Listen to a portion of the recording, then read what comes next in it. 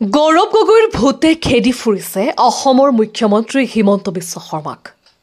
দিনে ৰাতি কেৱল গৌৰৱ গগৈক দেখা পোৱা মুখ্যমন্ত্ৰী হিমন্ত বিশ্ব শৰ্মাই অসমৰ ৰাইজৰ ভূত নাপায়।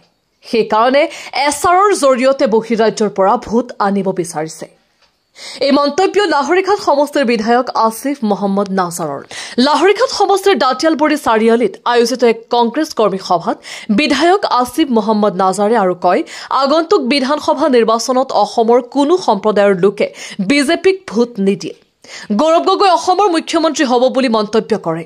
গৌৰৱ গগৈক প্ৰশংসা কৰি বিধায়ক আসিফ মহম্মদ নাজাৰে কয়, আগন্তুক বিধানসভা নিৰ্বাচনত গৌৰৱ গগৈৰ নেতৃত্বত শদিয়াৰ পৰা ধুবুৰীলৈ অসমৰ বিভিন্ন জাতি জনগোষ্ঠীৰ লোক একত্ৰিত হৈছে। সেইকাৰণে মুখ্যমন্ত্ৰীয়ে ভয় কৰিছে। উল্লেখ্য যে লাহৰীঘাট সমষ্টিৰ মধ্যস্থল বৰবৰী চাৰিআলিৰ পৰা আৰম্ভ হ'ল লাহৰীঘাট সমষ্টিৰ কংগ্ৰেছৰ ৰাজনীতি। আজি 22 নৱেম্বৰত বৰবৰীত কংগ্ৰেছ কৰ্মীৰ সভাৰ পৰাই লাহৰীঘাট সমষ্টিত কংগ্ৰেছৰ ৰাজনীতি গৰম হৈ উঠিছে। 2026 চনৰ নিৰ্বাচনৰ দিন এতিয়াও বহুদিন বাকী আছে যদিও লাহৰীঘাট বিধানসভা সমষ্টিত কংগ্ৰেছ দলে আগতীয়াকৈ নিৰ্বাচনী প্ৰচাৰ আৰম্ভ কৰিছে।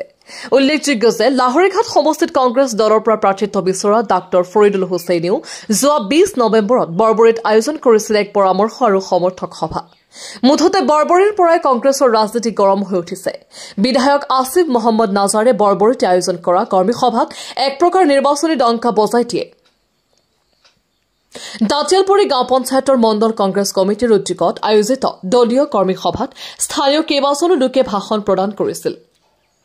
News desk report, new mission times.